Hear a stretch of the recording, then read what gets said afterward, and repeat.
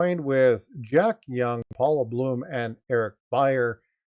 But before we begin, I want to rebut something that was done yesterday. So yesterday, we talked about melting copper. Melting copper, depending upon your intent, is illegal. But one of the comments that I had, and unfortunately I think they've removed it, or they commented on something and I can't find it. But the comment was, it's not really a law. It's a code of federal regulations. This is a regulation. It's not a statutory law.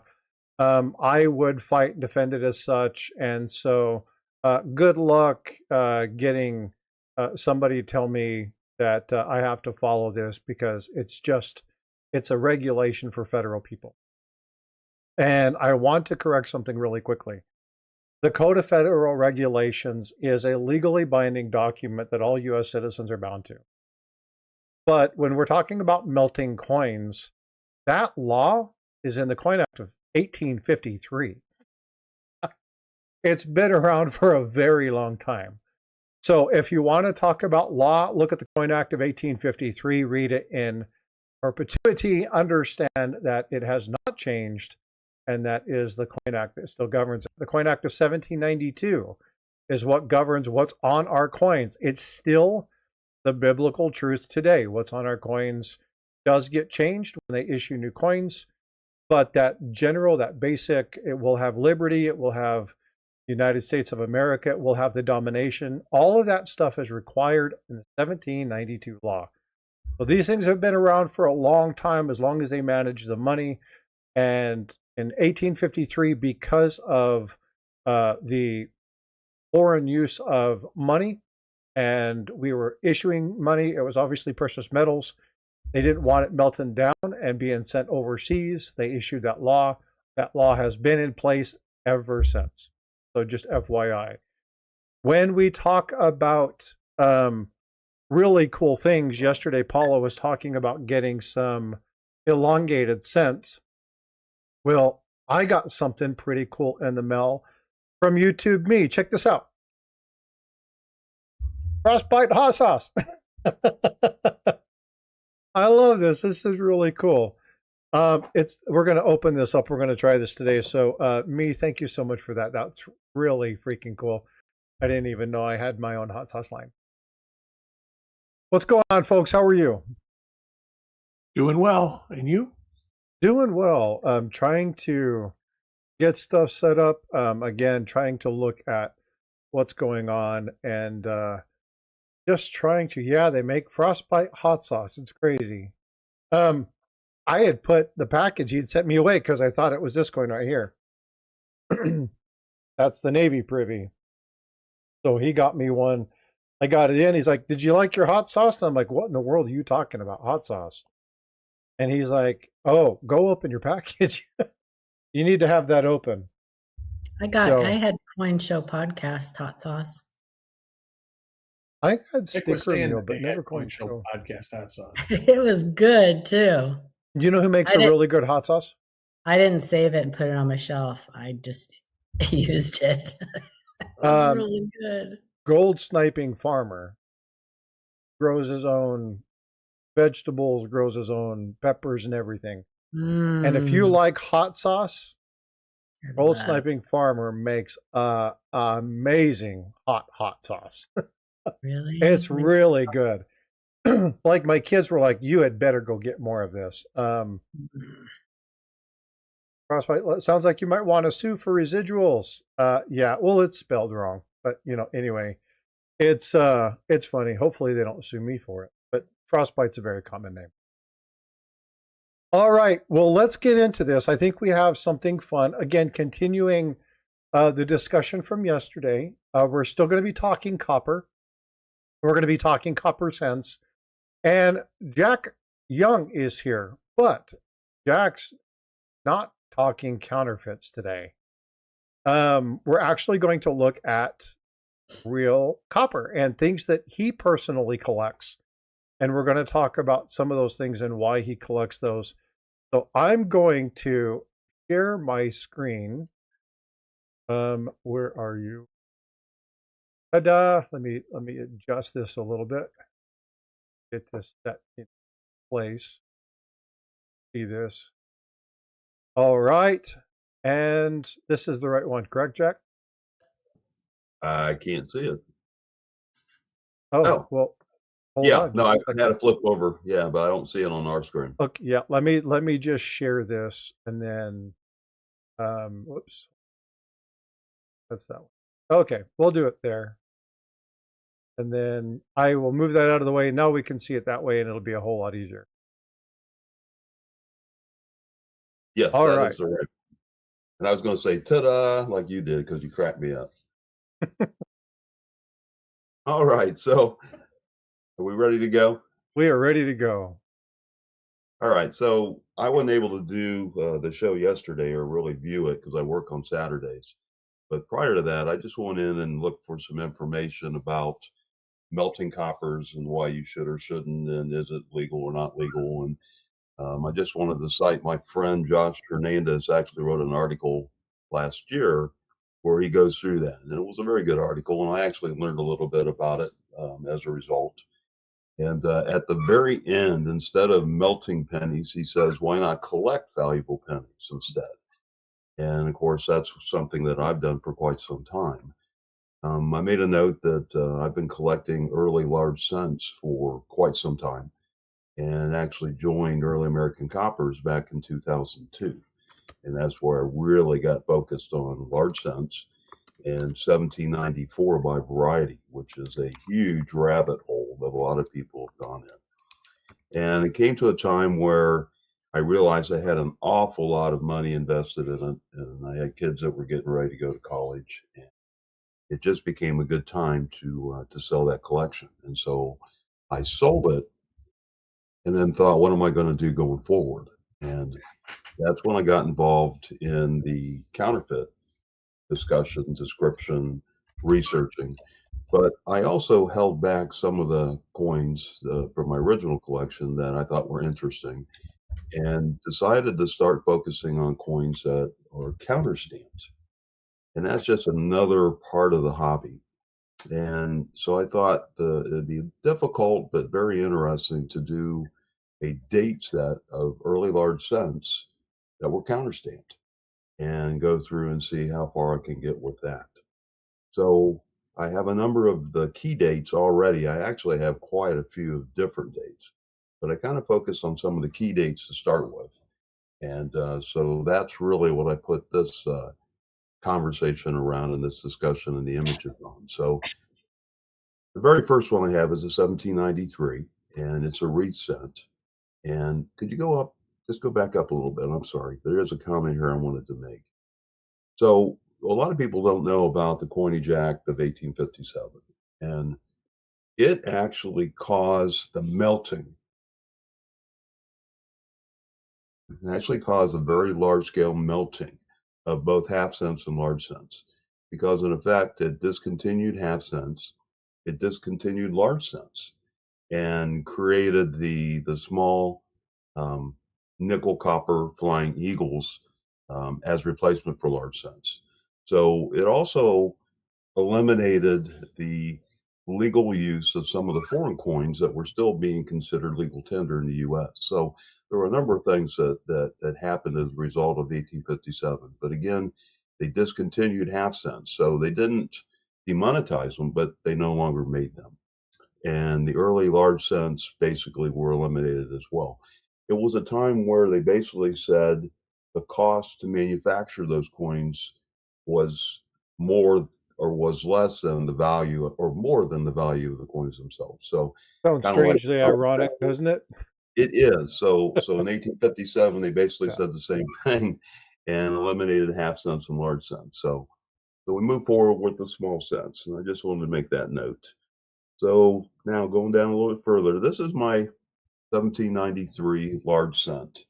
And any 1793 wreath large cent that can be identified is a valuable coin, even in some of the lowest grade conditions. This one obviously is very low grade, very difficult to attribute the variety. It could be. I haven't really tried to myself.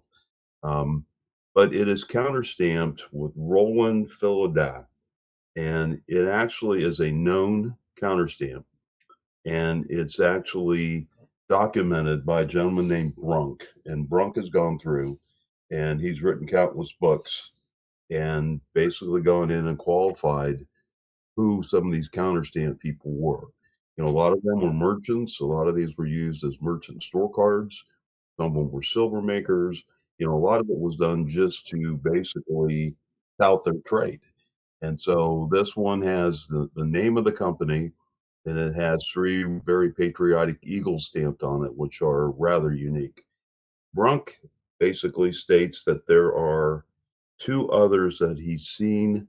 One is an 1840 large cent, and I've seen that one before, and the other is on a hard times token. So he's never seen one other than this one on an actual early large cent. Move down a little bit further, So and again, the picture's cool. these are all called hard times tokens as well, right? No, the hard times tokens were actually merchants tokens that were made there, and they were totally independent of the mint. So these are actually genuine coins that are just counter stamped. And again, they use them a lot of times just to advertise, you know, their trade or their store or whatever they might have. You know, we're only talking copper here, but I think I showed one in my I did a little presentation here a few weeks ago, and I showed some of my foundation coins, and one is a $50 that has a beer company on it. I mean, it's a very cool counter stamp, but he was a brewer, and he actually his counter stamp is on a lot of coins. He found a number of those. So the next one that I show, one of the types is a 1794 head of 93. And so when they transitioned from 1793 Liberty Cap and into the 1794, there are a number of varieties that carried about the same profile. This is the one they actually called the exact head of 1793. So again, a very low grade. Part of that is because of the counter stamp, but there's enough of the profile and the date location in the reverse to identify it as an S20 1794 over 90, you know, head of 93. So again, it's a very desirable coin. It's a pretty scarce, rare coin. And even with that counter mark on it, it's probably a 500 or so dollar coin, depending on who's interested in it. So if you were to go try and attribute this particular coin, if somebody was to find something like this, what would the steps be for them to begin attributing something, or where might they go? Who might they contact? Who are the players in this? Well, you know, one of the places that you can start if you have limited resources is actually on CoinFax, PCGS's CoinFax. Okay. And they are very good. After the Huzac sale many, many years ago, PCGS has certified a lot of those coins for that sale. And as a result, they went through and they had good images and good information and did a really credible job on early large cents, identifying all the varieties by date. So that actually is a resource a lot of people probably really aren't that aware of, but it actually is a very good resource. Obviously, if you have any friends in early American coppers, those are the right guys to go to as well, because many of those folks that are this versed would absolutely know that what that is just by looking at it. But if you were to take that coin and again pull up PCGS CoinFax and start going through the images of the 1794, you would ultimately come up with that variety. And it's hard to see in this picture, but you can see the four here. Yes, you can see the full day, especially in hand. You absolutely can. And then It's again, hard to there's see in the image, but you can see it. It is there. yes. And again, so that's probably a 500 plus dollar coin, even though it's in that low grade. And again, counter stamped. We'll do this. We'll make it a little bit bigger so people can see it a little bit better, but you can see.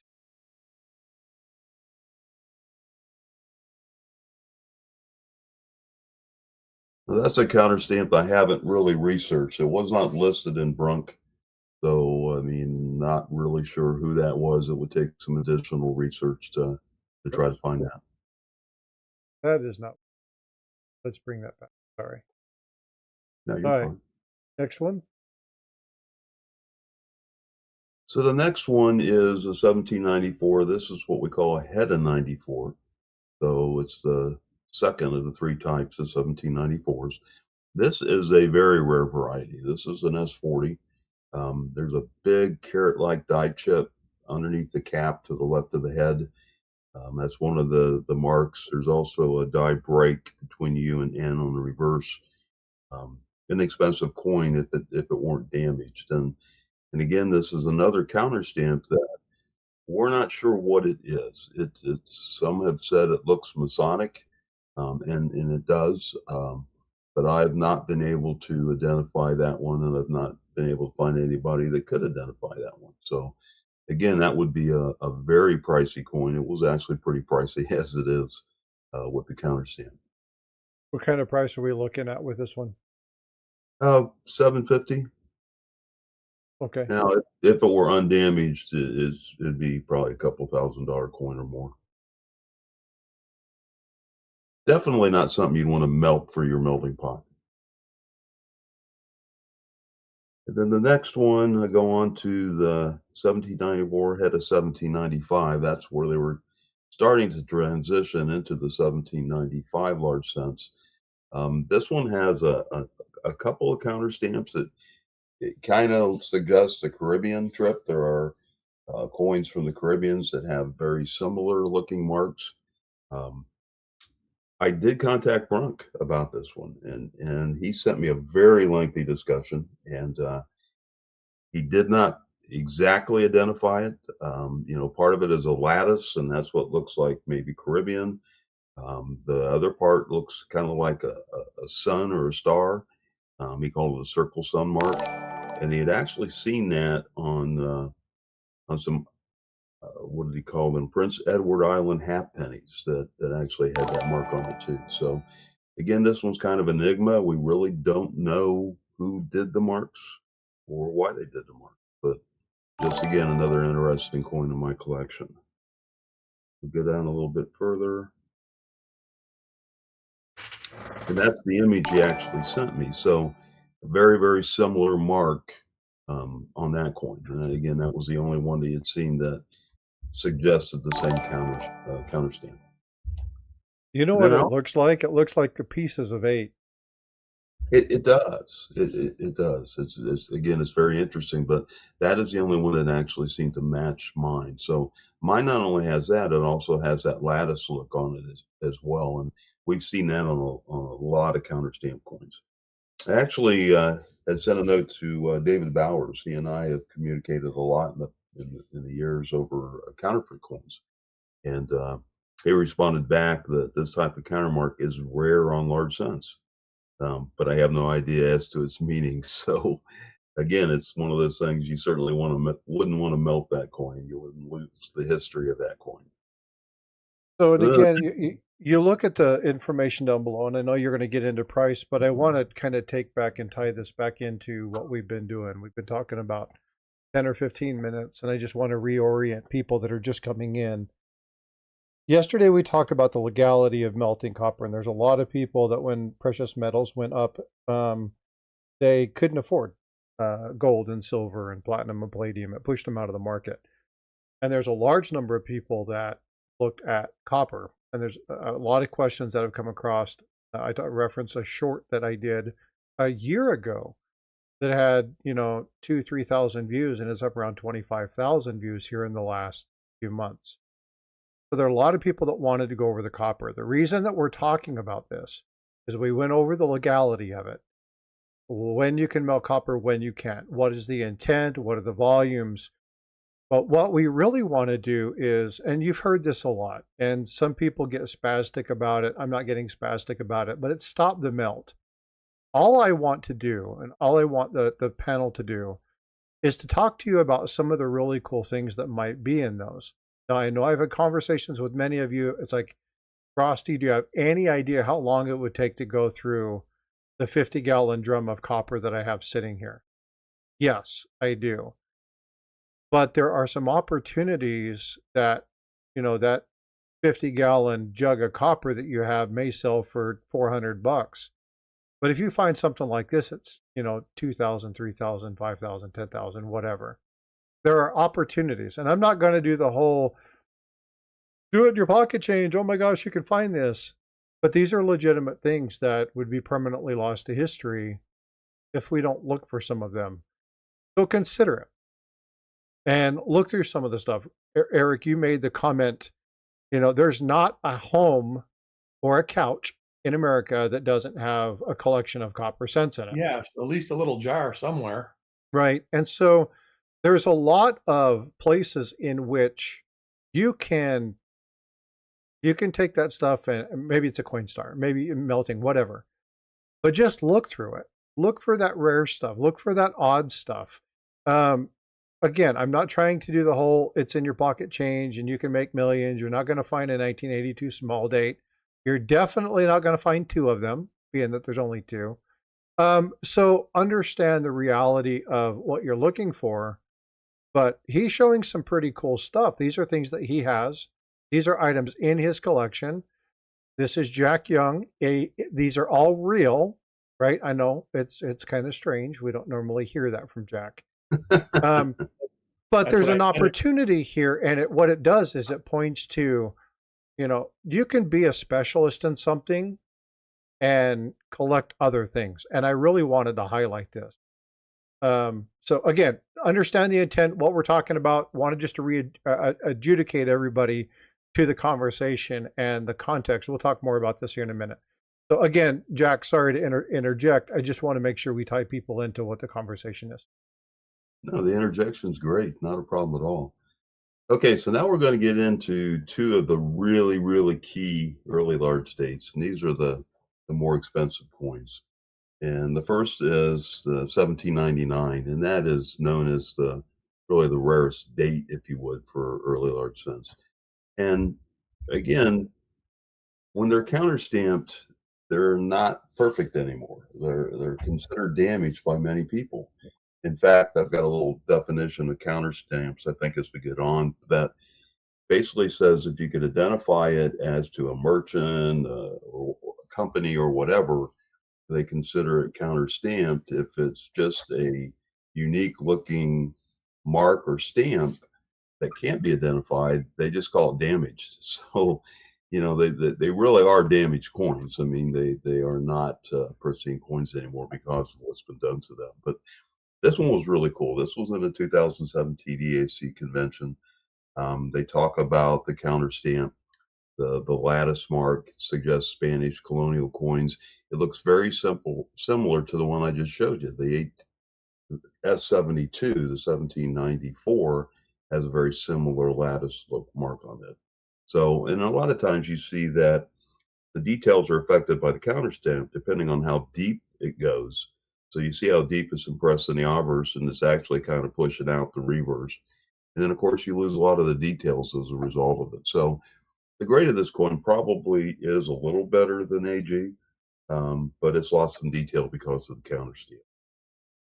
We go down a little bit further, and it actually, go ahead. The sarcastic person in me. This is a window into her mind. Tell me this doesn't remind you of the 1992 Windows logo. That's really pretty good. Yeah. Sorry. Yeah, absolutely. Yeah, anyway.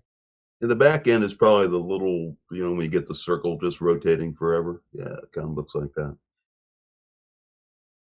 And then it is in a PCGS holder. What's interesting is, of course, they didn't call it counterstamped. They just called it damage. So, but that is an expensive coin, even in that condition. A non-damaged coin as an AG3 is pushing $2,500 to maybe even more, depending on how nice it is. So 1799s are very difficult to get and very pricey regardless. Yes, they are indeed. And again, there's some really cool things to potentially to find in some of those. There's some of you out there. I know I want to talk to Angry Warrior. He's like, man, I got so much copper in bins. I'd love to talk to you about some of it.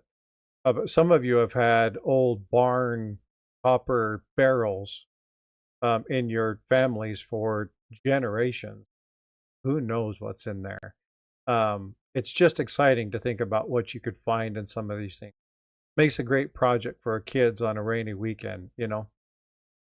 So anyway, just think about different ways in which you might have these things stored somewhere, or know somebody that has these things stored somewhere, and take advantage of looking for them. Again, if we melt these, we lose these to history.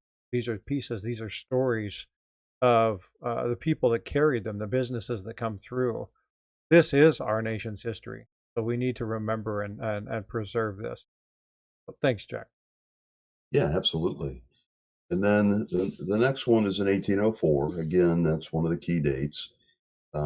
It's suggested as one of the lowest mintage dates. In fact, this estimated mintage of 96,000, they put it in italics in the Red Book because they're not sure, but they do know that it's very scarce.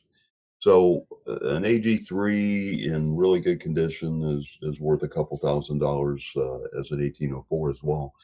And again, this is another one that, fortunately, it didn't go in the melting pot. I mean, it's a very cool piece of history. It's a very interesting looking coin.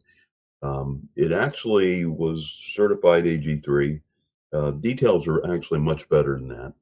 But again, because of the impression of the counter stamp, you see some loss of detail in the reverse, and that probably influenced NGC to grade it the way they did.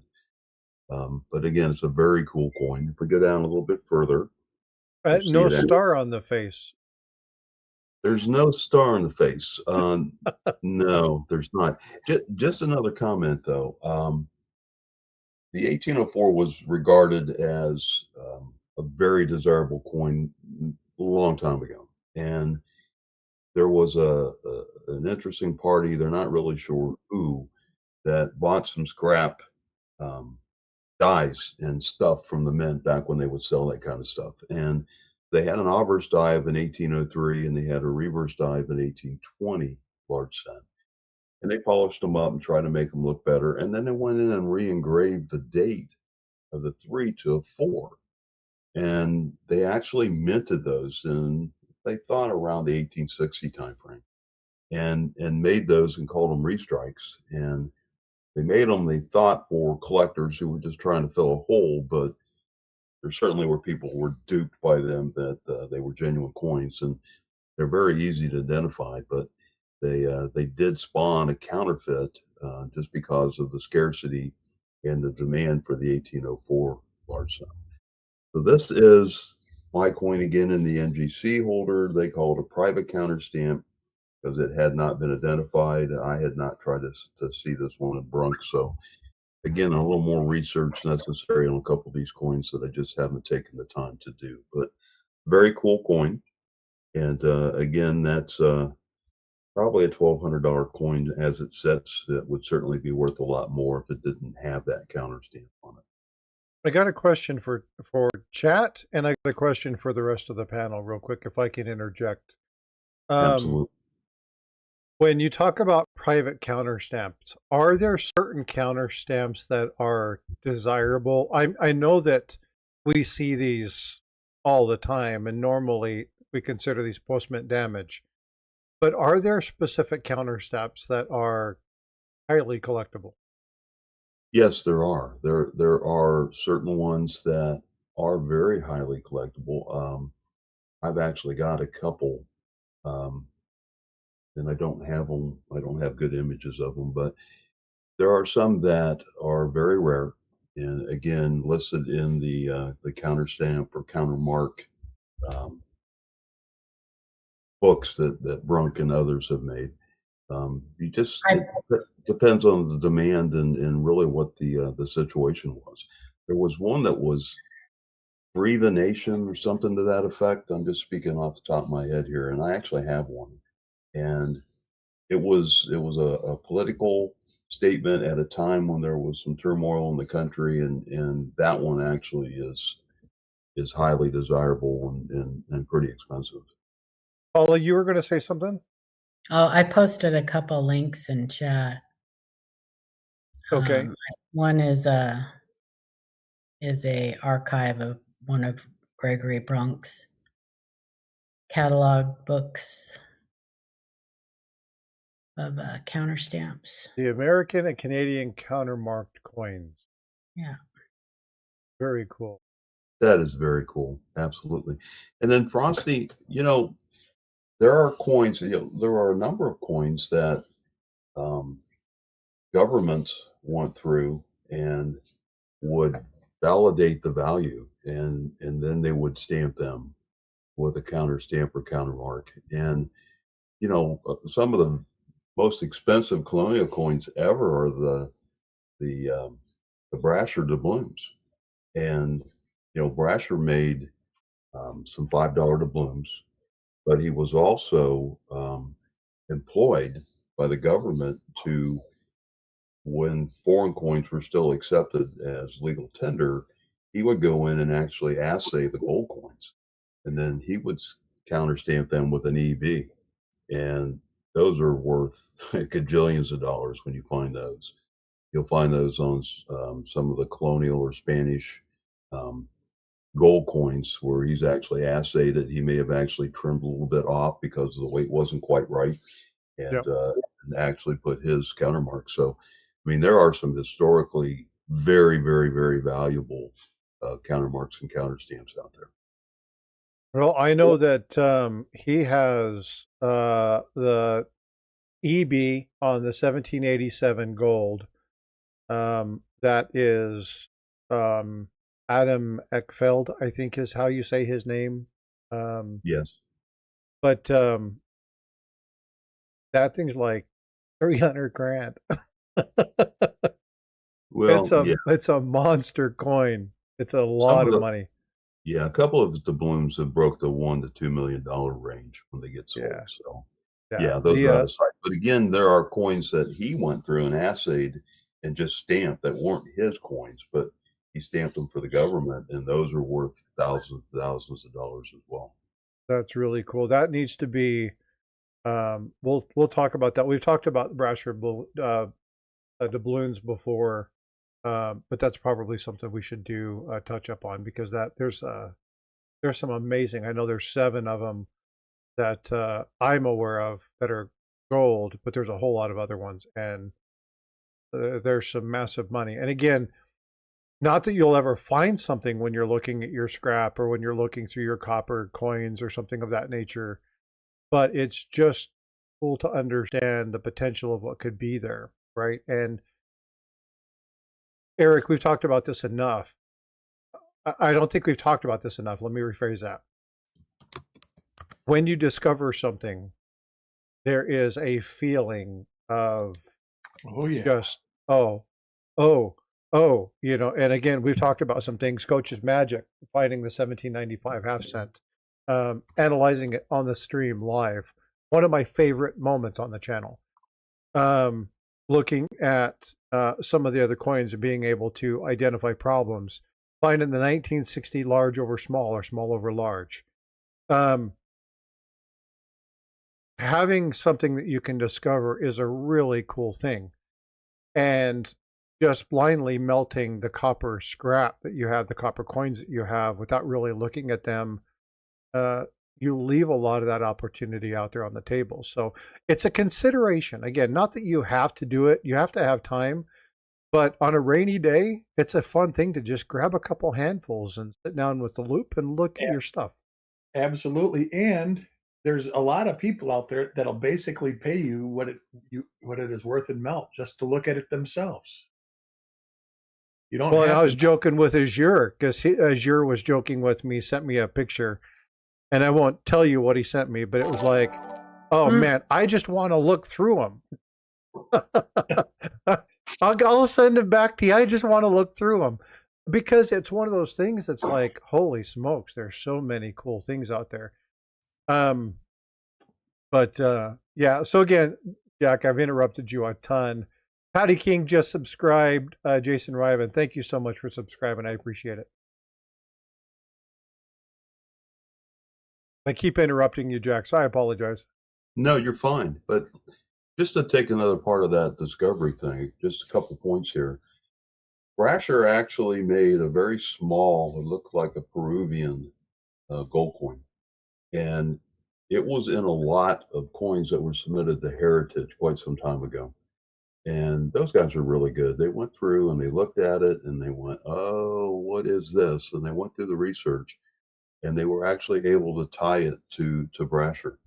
And I think that coin sold for like $690,000 after they verified it and had it slabbed. And I think it's broke $1 million since it sold again. So it was just in a pile of stuff and a lot of coins.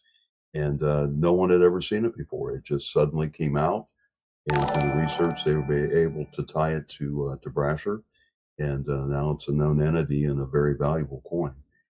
And as far as that, discussion about discovery, I've talked to you about my 1798 large cent, Hmm. where I was the one that was able to attribute what it actually has struck over. And that was a great feeling. And writing that article, and that article will be out, in Pennywise in the next edition. That was a lot of fun. That was just very exciting. And taking it to a group of experts who specialize in the undertype coin was really cool. I had a chance to do that at DNA last year. That was just a lot of fun. It's a great feeling to actually be able to discover and document and show something that hasn't been seen before. Very cool. So yeah, again, there's a lot of potential in looking through coins, and some of the things you find. I know Mike was on here talking about the lady. And obviously, you're in Chicago, you have to be creative with hiding stuff, but she had all these crazy and amazing coins in a backpack, just in a regular backpack. You never know where you're going to find stuff. And so when you're looking through these things, and again, we're primarily focusing on copper today, but go through them. You don't know what you're going to find. And again, you could find an 1877 Indian headset. What kind of cool thing would that be? You don't know what you're going to find. All sorts of different varieties. You can find all sorts of cool. So the thing is just take a look. Tiger Stacker and myself, we do Stack Collector. We talk quite a bit about the numismatic value of things. And him and I have changed coins back and forth. He sent me rolls of Mercs. And I look at them. Find anything? We found a 1921. We turned around and sold it, and he bought another tube of dimes. So when you find stuff like that, or the guy that when I first started was talking about the 1996 Eagles, and I'm like, let me buy a tube of those, and I'll sell those because they're one of the key dates. They're one of the things that people want. Didn't understand that it wasn't just the $25 or the $28 at the time silver in there. They were going for $90 at that time. And so there's a lot of different opportunities for you to look through. So connect with somebody who likes numismatics. Sit down with them, and it's a great opportunity to learn. And if you're looking for something to do with kids, then you make a game of it and get them engaged. It's amazing what kids can look through. Maybe it's only a few minutes, maybe it's only a handful at a time, but give the opportunity of discovery, because when they find something, genuinely find something of value or of worth, they're likely to engage in the hobby more. They want to know more about it. And if kids are interested, they ask you why. They want to talk to you. They want to learn information, and it gives an opportunity. So there's a lot of secondary and tertiary effects from just generally looking at stuff like this. So remember that, yes, it is copper. Yes, copper is a bullion, and it is illegal to met for the bullion value. However, there's a lot of really cool stuff in here. So again, I'll turn this back over to you so you can finish up. And sorry for all the distraction. No, this is fine. This is what we do on this chat. I do want to make a comment, though. I know I'm not supposed to talk about counterfeits, but at some point, I do want to do a reveal on your show. I've been going through a large dealer's black box, and I have found a number of things of value and interest in that. And so I'm putting together a little presentation on those things that I found, and maybe at some point we can actually talk about that on your show. We'll definitely coordinate that. Farm Dog, what's going on, brother? Good to see you. Always looking for that. And folks, if you don't know, and Jack, I think we still need to connect because I think there's some stuff you still might want to upload. I have created a Google Drive, a public folder that you can access from my page. If you want to go look at Jack's counterfeit stuff that he has presented on the page, it's there. You can go look at it, walk through. He's given it to you, everybody, to look at. So you can go there. He has more stuff, and as we do it, we'll upload it. But I need to get with you so that we can make sure that you know how to walk through that. Yeah, we'll absolutely do that. Could you post the link here maybe in chat so people know how to get to it? Yeah, let me grab it and I will. I know one thing he found, but I won't spill the beans in case it's the one he wants to talk about. But hubba. Yeah, I found some pretty cool stuff for sure.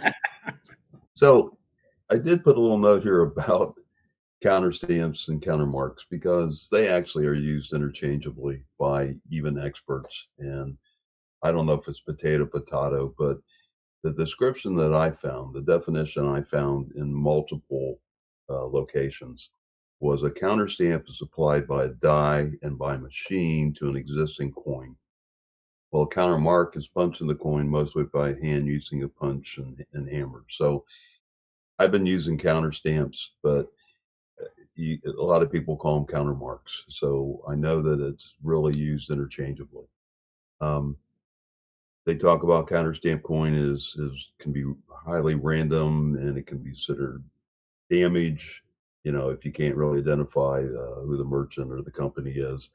And they talk a little bit about chop marks, and chop marks on trade dollars were used in the Orient basically to verify that they were genuine. And so you see a lot of chop mark trade dollars that they're not considered damaged. They're considered counter stamps. So.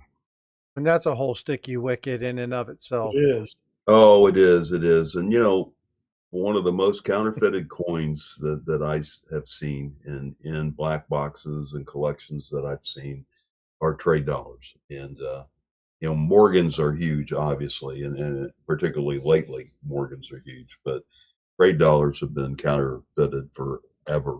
Yep. I've got a couple that are from the 1960s. I got a couple from the 1950s. And in most cases, they're silver. And, that's the other thing is you don't want to just toss them. I mean, they're at least worth melt, because they actually are silver. I have I think it's a Great Britain trade dollar. Yeah, they make Great Britain trade dollars. Yeah, that's chop marked too. Like really chop marked though. So that's cool. That actually is cool. I've seen a couple, but mostly the chop mark ones that I've seen are the trade dollars. Mm-hmm. So did I tell you that I have named? Hold on just a second. I'm going to grab one. I'll have to take pictures of that and show it to you. So I have a coin with chop mark, right? This was given to yeah, UK trade dollar bill. Kind of like a Christmas gift. A Christmas gift. Him and I did a trade, but I wanted one chop mark, so he did this.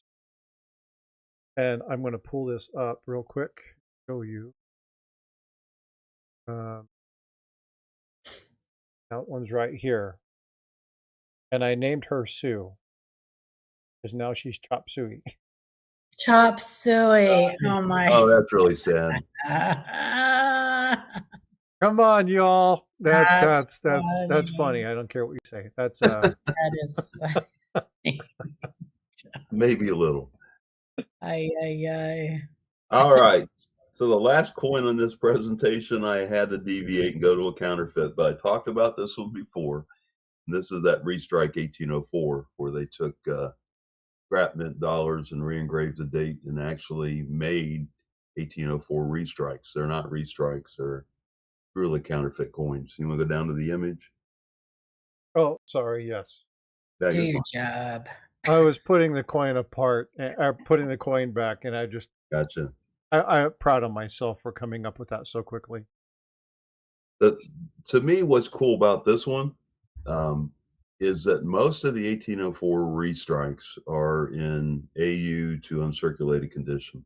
You see a lot of MS 62s through 64s, and they go for a lot of money. This is the lowest graded, lowest pop example that I've ever seen, and it's actually in my collection, and we don't know why. Um, we figure it probably was carried as a pocket piece or something to have been worn that much. But you can see the 4 on it's not quite right, but and that's actually there's a die break that runs through the hair that is common to the 1803 die that was transfigured and used to make this. We go down a little bit further, and basically there's the coin in the holder. Again, a very cool coin. They call it a private restrike. It's been called a restrike forever. They're actually collected with genuine large cents. They're just part of the collection family. And a little bit further down, so I show the PCGS shows 6 as the lowest one, and NGC shows a VG. So I've got to believe mine is the lowest pop out there. Oh, Pretty cool, isn't it? And yeah, fortunately, nobody melted it. I guess that was my point. very cool. That is pretty cool. How would you suggest somebody get started if they're interested in looking at counterstamp coins like you have?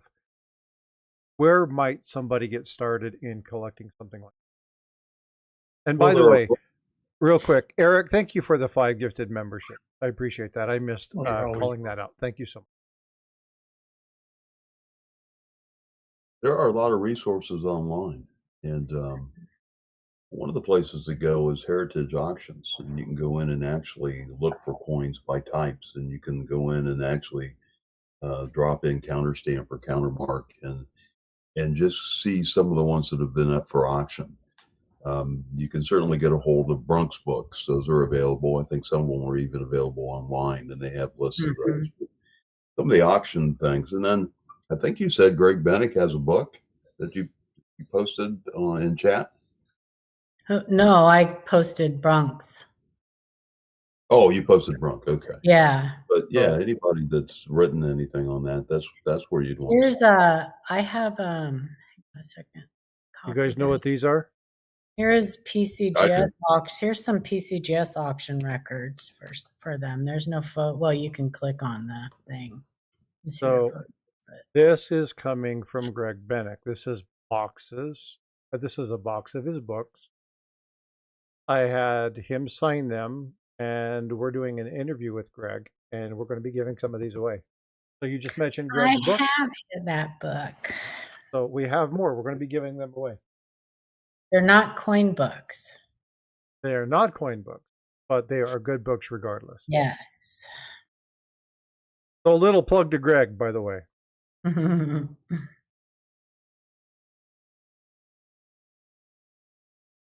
So I want to thank you for doing this. We talked quite a bit about discussing various topics, and then when you told me, because I'm like, I think he has a significant number of coins that aren't fake. It would be a nice little play to look at this because it tied in nicely with the melting of copper. And again, we have 4 people on the panel. There's a number of people in chat, and we like coins. We like collecting coins. We like looking at coins. But a lot of times we don't necessarily think about where we can find them. We don't think about where to look for them. And so this is a great opportunity when we're talking about melting coins. And for those of you that have your copper bins and you've thrown your pennies in the 5-gallon jug or whatnot, there's opportunities to look through some. It does take time, and you got to determine whether or not that is time that you're willing to take. But if you know somebody who's into numismatics, do something like Tiger and I do. Put a couple rolls together, trade them, look through them. Find somebody that's honest.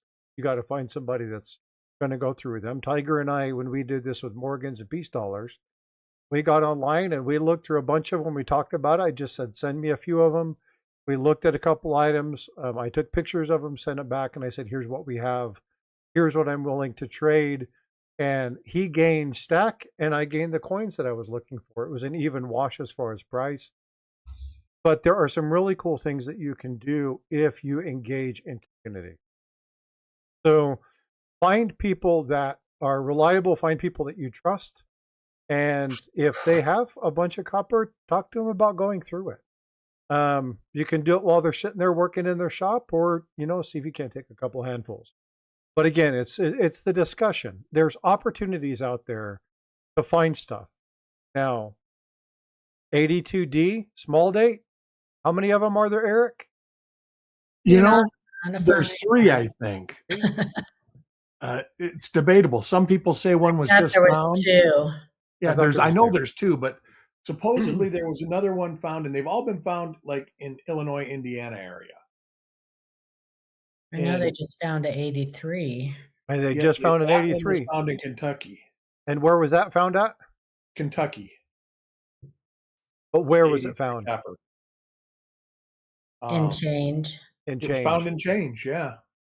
So the thing here is you never know what's going to come across. You don't, and we say this, I mean, we've all been there, we've seen it. Paula, the one that always reminds me of your grandmother's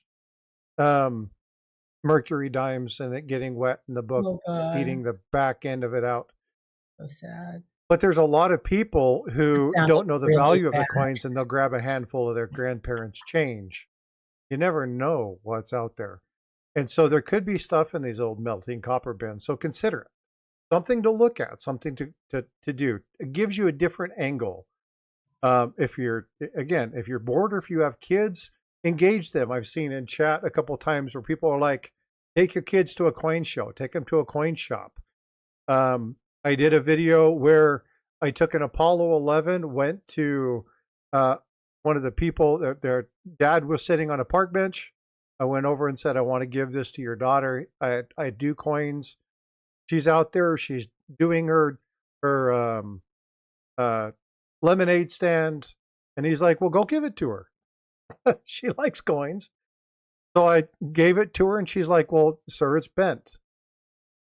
I'm like, well, it's the coin. They designed it that way.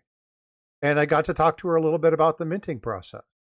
And she was interested. She wanted to know more. So we gave her a couple shops in the area, gave the information to her dad, and he's like, she's hooked. She loves it. And it's a $30 coin, but it brought somebody into the hobby. Somebody's going to learn about money. Somebody's going to begin to understand what it is. And this is what this hobby is about. We need to engage our youth, but we also need to engage in ways of thinking about where we can find somebody. And this just gives us an option. People turn in coin collections to the bank all the time. David Chung, that's absolutely right. This is why so many people like the coin search. And coin searching is harder and harder and harder to do nowadays. Can I talk about some legal stuff real quick? Do you guys mind? Will you give me your show, man? Yeah. No, it doesn't matter. You guys can still say no. No. I won't listen to you, but you can still say no. So one of the questions that I was just asked this in telephone. I'm just going to go. God, we trust. Can somebody time him out? Azure. When you. I thought we were friends. On March, I'm getting a message. On March 5th through the 7th, Coin Show Podcast, Matt and Mike's in chat. They're going to be at the Whitman Baltimore Expo. So you have to go check that out. If you're going to be in and around that area, make sure you go over and say hi. By the way, Matt's famous. He has his picture. And Red Book? Red Book, yeah. He's in the new Red Book. Anyway, I have a signed copy. I was about to say, didn't you go get it signed? I did. It's my image on Facebook, on my Facebook page. Yeah, that's funny. So talking about melting, I want to go through a couple things. I'm going to ask chat. Like let's engage chat. We got Right now, 63 people in here, 45 likes. Let's be smashing those likes, if you will. Share this out. We kind of get into the last 30 minutes. We've done more chit chat on Sundays than we do on Saturdays. But there's a couple of things I want to remind people. And number one, you know why they made it illegal to melt? Do you know like some of the reasons? I want you guys to put into chat some of the reasons that you think that it's illegal to melt. Now, granted, obviously, we don't want our money going to another country. That's number one. But what are some reasons that you think it might be illegal to why they did this? And be putting that in there. Jack Young says a super red book. I stumbled into the live stream late at a coin collection. Her dad left her. Asked to please tell more about it before she sells. Hope she drops in here. Oh, thanks, Nana. And again, this is one of the things. You guys are stewards of the hobby. You are the voice of the hobby. When people ask, make sure you're pointing them to people who are knowledgeable. Don't point them to, and again, if they come to me, get a second opinion. If they come to Jack, get a second opinion. If they go to Paula, get a second opinion. And a third and a fourth. Right, because you want to learn, and Eric and I have talked about this when we were talking about cents. I have looked at rolls over and over and over again. Eric knows varieties and stuff.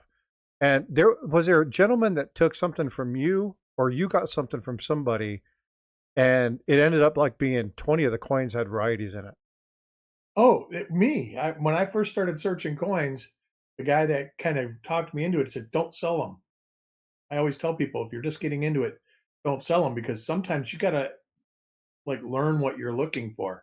That's why we always get the same questions over and over again. Is this a double die? And it isn't. And I always say, when you find it, you'll know. And they always do. And yeah, I went through rolls that I had sitting for over 20 years, and I had missed all sorts of stuff in those rolls when I first started. So yeah, don't, especially if you're paying big money, if you want to search. You know, a lot of people like searching 1943 BU rolls, and they're not cheap. They're not cheap. And that made Paula young. I found nothing. And you know, sometimes they have nothing, but you know, a lot of times they're trash. And a lot of times, yeah, they're like Alka-Seltzers. Mm-hmm. So for those of you who are looking to look at coins in your pocket change, Luther put, I think, what is the cardinal rule, and that is set yourself up for success, right? Yep. Separate your coins, get your resources available, do a little bit of research, know what you're looking for before you start. Orient yourself to what normal coins look like. Yeah. And the easiest way is sort by decade and sort that decade into years. Yep. Figure out what you want, like how you want to collect. Do you want to collect like for high grade coins? Do you want to make a complete set? Do you want to collect errors and varieties? If you want to collect errors and varieties, you really need to do some education first. Yeah, before you look through a year, go on all those three different websites, sources for like Lincoln Cents. There's a lot of different websites. Well, learn the minting process and learn what a double die is. Yeah, there's a lot of examples, photographs of examples of what you can look for. Oh, and by the way, it's not a 1974 ejection doubling $50, by the way. That's not a double die. Anyway, no. Just to say. We were having a conversation earlier.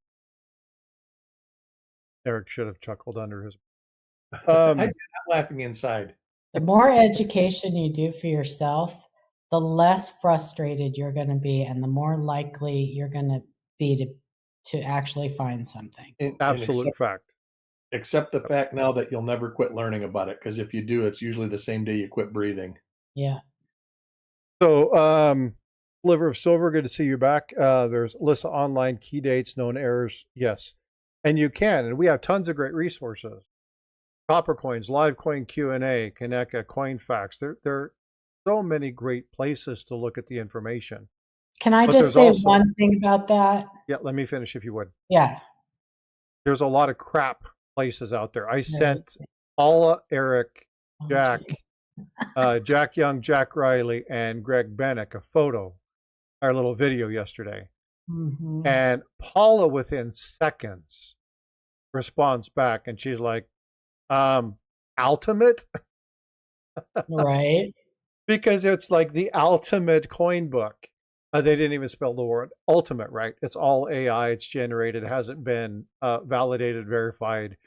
There's a lot of crap information out there. So what's important is to find people that you believe know, and then go to other people and watch. See if they say the same thing. Find somebody who says something different. Why are they saying something different? Do they base it up with facts? Do they show you the US Mint website, or the short that I'm just doing regarding this coin, right? Which is the Navy Privy 250th. I just got this from me. He's the one that helped me get this one. Army, Navy, Marines. Thank you so much for that, right? That's that one. It's this. Oh my God, I got a West Mint dollar. Woohoo! No. One of them was minted at West Point. But You that's don't. It's San Francisco. Know where your mint mark is. Know what the designer initials are. There's a lot of people there, again, seeing on eBay where they're listing West Point, West Point, West Point, and it's like Philly, Philly, Philly. That's the designer's initials. Jack and I were joking, good grief, we were doing the West Point mint. He's like, I don't think I can find anything, but we'll look. And within minutes, he's like, oh yeah, they're there. There's a lot of them. So be careful, because people get caught on this stuff. But we're not going to get into counterfeits. It's just knowing your coins and setting yourself up for success. But there's a whole lot of opportunity for the folks out there that store, what's up, Surfer? That store a lot of copper. And you do have the opportunity to find some cool stuff. And Jack just walked through some of that. So again, thank you so much for walking through some of those things. It's nice to see authentic coins, talk a little bit about it. But the last 15, 20 minutes of the stream, I'd like to do something. Can I touch on that point real quick? Fire away. So Sliver of Silver said there's lists online for key dates and known errors for certain years. So there's for errors, there is a list, there's lists of error types, but there's no known list for errors on certain years. Varieties there is, but unless you learn how to identify them and what they are and how they're made and stuff like that, then just knowing the years is not going to help you.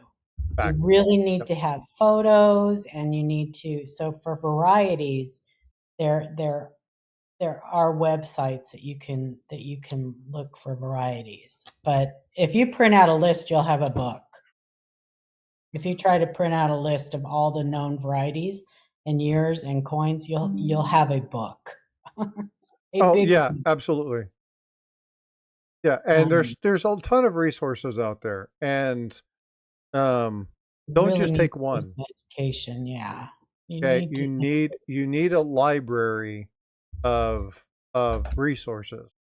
If you're looking at copper coins, go to Variety Vista, go to Wexler. If you're looking at Morgan's, you're going to want to make sure you go to VAM World. You're going to want to go look at Morgan dollars. You're going to go want to look at the US Mint. You're going to go want to go look at NGC, PCGS. You're going to want to look at a bunch of different places.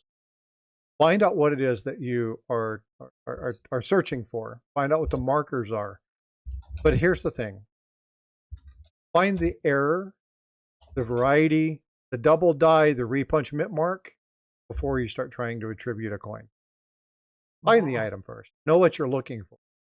And then work on attributing. A lot of people do that backwards. They try to find the markers and they miss stuff, or they falsely attribute a coin. So find the variety, find the error, find the issue first, and then work on the attribution. And you'll save yourself a lot of frustration and headache. Any comments, Eric? Nope. You've said it all pretty much. Very And I cool. learned a ton. I like listening to the light side with Jack. To I the light know. side. The Light side. light side. Oh no. He's like, no. I need to have another one done. Oh, by the way, next week our things come in. Oh, that's cool.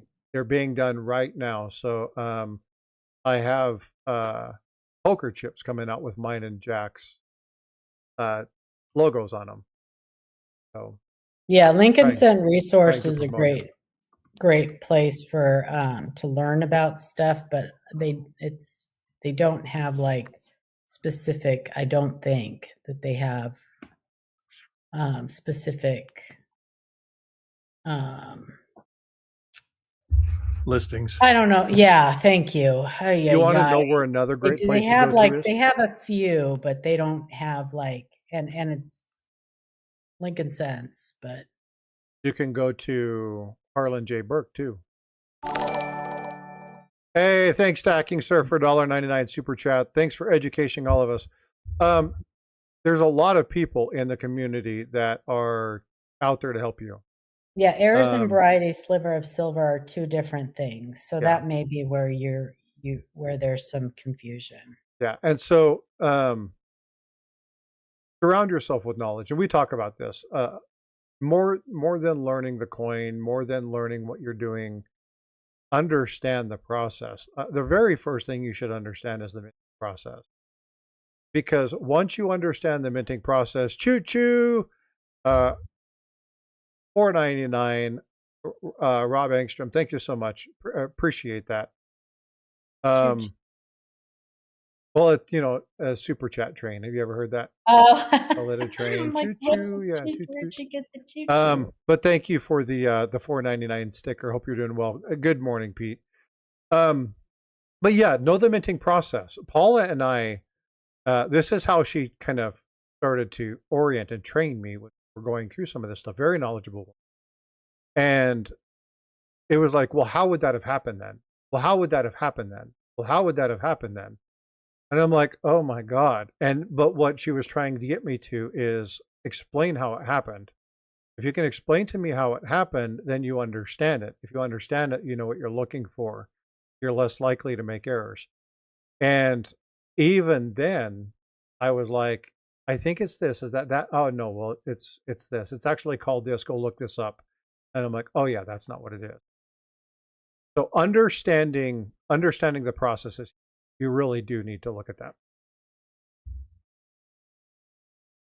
Yeah, I love to do that kind of stuff, but if you want my help and you ask me a question, I will make you do some homework. You know what else is fun to do? Research. Grab it real. Because that old adage, give a man a fish, is it works for just about everything educational. I want to teach you. But if you give a man shellfish, make sure he's not allergic. Okay. Here's the other thing. I'm going to make myself big for just a moment. Have fun. Yes. That's the number one thing for sure. See this? You know what this is? Wait, I gotta get back to you. I do know what that is. That's how you were doing the incuse and yeah. These are these little things, you put your little hand in them, right? Okay. Not a big deal. It's a kid's toy. However, if I look at this, I can see the difference between a field and a relief. If I look at this, I can see the difference between incuse, which goes into the coin or into the surface, and obtuse. Relief and obtuse. Yeah. And obtuse. Right? So there's a lot of cool things, but I want you to watch something. So if I push here, okay, and look at my hand, okay, you see how it got thicker? Yeah. Okay, that is additive. This is what happens when you have a double die, right? And so there's a lot of cool things when you look at some of these things. I'm going to do this down here just because it's here. When you have an incuse item and you stamp that, when that double die, see how it makes it look smaller? That's what incuse doubling looks like. So this little tool, this little toy, this little kitty thing can teach a kid or you a lot about understanding the surface of a coin. So have fun with it. Think about different ways to celebrate and talk about ways to do this. And this is one of the tools that I used. And I do this when I talk about double dice, and I also talk about incuse. This is a really good tool, teaching tool. Paula, I don't know if you have it available, but you have your little my Play-Doh and my dies. Yeah. Yeah. No, I mean, I don't, I'm laying back in my recliner right now. No worries. But again, if you're looking to educate or you're looking to learn, find those resources, find those availabilities, find those items that allow you to teach. And if you're struggling with a concept, it's amazing what these little kind of things can do. Yeah. If you want to know more about that, reach out to me. Let me know. I'll show you. You can buy one of these for like $5 or $6, and we can walk through like incuse. We can talk about why when you have an incuse double die, it's actually detractive from the overall design because of the way the incuse versus relief work. And so Amanda did one of those too, right? Not quite with one of these, but she did the same video. Mm-hmm. So talk about another person that's really smart. Amanda's amazing. So she is amazing. Just a lot of great information, a lot of cool things to look at. But when we tie this back in today, there's a lot of people with bins of copper. There's a lot of people that have stuff stored away, and stop the melt. Look at our coins. Remember, it cost the United States a ton of money to generate coins. Every time we take them out of circulation, they have to pay more money to do this. It's kind of a dumb thing. When we spend 4 cents or 3.5 cents on a penny, this is one reason they decided to stop producing those. Not get rid of the cent, just stop producing. Eventually, it looks like the nickel might be under consideration because it takes like 11 cents or something like that. 17.9 was the last figure. Unreal. So you don't want to be destroying those. And this is one reason that they say that it's illegal to do this, because it costs money. And you're taking money away from circulation, which means the government has to pour more resources into it. And it's just not cost effective. It's not conducive to keeping money within the United States, keeping our money in the United States. We already have a problem with that anyway. Bill 457, any coin that has incuse design has the potential to have incuse doubling on it. Okay. Any coin has a potential depending upon what happened in the minting process. Yes. Right. But it doesn't. He was just asking what coin would have an incuse doubled. Oh, any of the state quarters? Reverse of the Lincoln cent. The new reverse of the Lincoln cent. Yeah. The Indian head, incuse Indian. Right. There's a number of them. Yeah, the gold Indian, stuff like that. Yeah. So again, it's not about the coin. It's about the process the coin went through, the minting process that left you a double die. Remember that the double die has nothing to do with the strike of the coin. It has to do with the creation of the die itself, the hubbing and the die process. And now that we're moving towards laser engraved dies, we're going to see less double dies. Well, we think we're going to. And we should, because the process is not there to create them. Doesn't mean they're gone. The women's quarter series brought to light a lot of incused ejection doubling. The $5 gold Indian is also one of the most counterfeit coins. Just FYI. It is very cool, though. Yeah, but they're a really neat coin. Mm-hmm. Well, folks, I'm going to go ahead and wrap things up. We have 77 people. If you guys will do me a favor, quickly smash that like for me real quick. If there's one person watching and they haven't subscribed, give me to 7230. I'd appreciate it.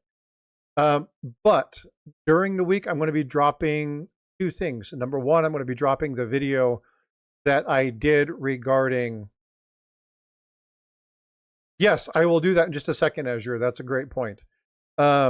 I will be dropping a video on that Navy preview. We'll be talking about that one. That'll come out a little bit later. I'm going to be dropping something on Greg Bennett. We're going to do the recording of the video today. I'll be dropping a little teaser regarding that. There's going to be 2 episodes and then a live stream. And then I just got confirmation we're a little bit out on another special guest. And all I will say is he's going to challenge your perception. And so there's a lot of really cool things coming out. Remind that Coin Show podcast immediately following. You guys doing that today, Mike? I don't think They're taking the they're week off. Are they taking the week off? A couple weeks, aren't they? Okay. Coin Show podcast normally follows Sunday, 10 o'clock. So if you're not a fan, become one. Get over there, watch some of their stuff. For those of you who are wondering what in the hell happened to Aaron Burke, he's fine. It's okay. It was a side issue. I think they got it back up and running. Aaron's okay, no issues. A lot of people are like, what the hell, what the hell, what the hell? And it's just, it was a side issue. Copper Coins had a side issue too, but again, they should be back up and running and they should be good.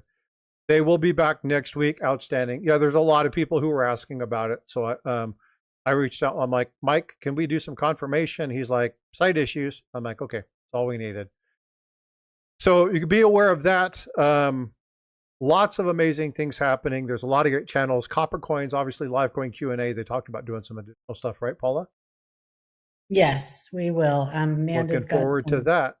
Some oral surgery that she has to have done. Then we're going to be cranking it out again. So. Yeah, so there are a lot of great places. And again, if you're looking for coin shops, there's a ton of great ones. Lost Dutchman and Harlan Burke are the 2 from the Coin Show podcast, but that doesn't mean they're the only 2 that we support. There's a lot of them out there. If you have any questions, reach out. Let us know. We'll be more than happy to answer them. That's what we're here for. 61 likes. Come on, you guys. One more subscriber. Come on, do it for me. I'm going to get going. You guys have a blessed Sunday. If you're watching the Super Bowl, have fun and watch Turning Point halftime show. Anyway, that's all I'm going to say. Okay, have a great day. Love you guys. Enjoy, Bye. Paula. Yeah. Jack, thanks so much for coming back up, brother. I appreciate you coming up and talking sense. Thank you. On the light side, right? On the light side of talking sense. Oh, so I think I'm going to have to create another poker chip. Because now I got to create one that's like funny emojis and something, and you're going to have a light side and a dark side. And one on each side. Gotta go, guys. It was fun. No. All right, we'll see you later, brother. Jack. All right. Take care. I got to run too, Frosty. Thanks for having me. Yeah, take care. Mike, I will definitely drop that. Go check out Ancient Coin podcast with Aaron Burke. Phenomenal knowledge, lots of great information, great to watch.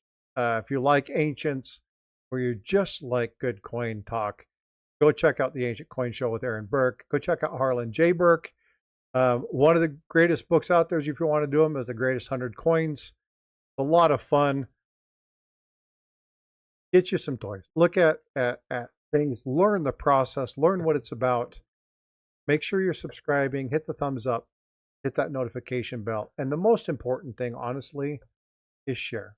This is about community. This is what this channel is about. It's about sharing the information and getting people the information that they need, not only to protect themselves financially, but to be in a hobby where you can enjoy and feel a little bit more. You're surrounded by people. Yeah. Folks, I want you to be well, be blessed. Take care of yourselves.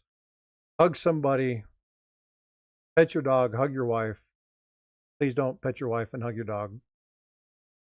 Take care of yourselves. We'll talk.